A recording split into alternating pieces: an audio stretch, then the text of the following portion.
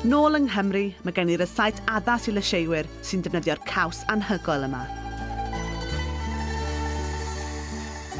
Ffriwch wynonsyn a garlleg ar dymheredd isel, nes eu bod nhw'n feddal. Ychwanegwch halen a phupur a ffinsied o siwgr. Yna chydig oregano a paprika. Trowch y gres lan, ychwanegwch chydig o win coch a gadewch iddo fyd berwi am chydig funudau i gael gwared o'r alcohol. Yna, 2 dyn o domatos. Ychwanegwch fwy o halen a phupur os oes angen. Mae'r saws tomato yn barod efo fi. Dwi jyst mynd i adle fan hyn i oeri chydig, tra bod fi'n torri'r aubergines.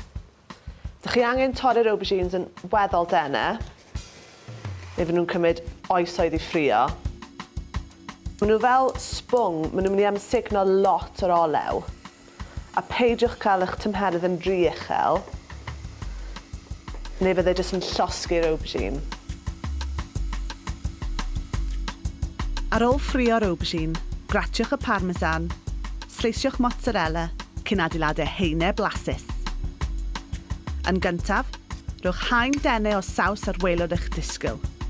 Wedyn, haen o aubergines, mozzarella, llond llaw o Parmesan, cyn arllwys y saws yn denau dros y cyfan. Ailadroddwch nes bod eich cynhwysion i gyd wedi defnyddio.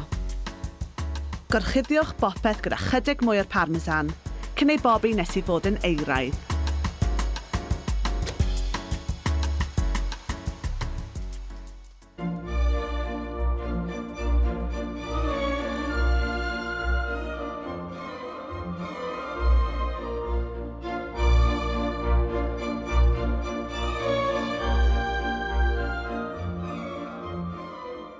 Mae hwn yn yr oglin anhygoel.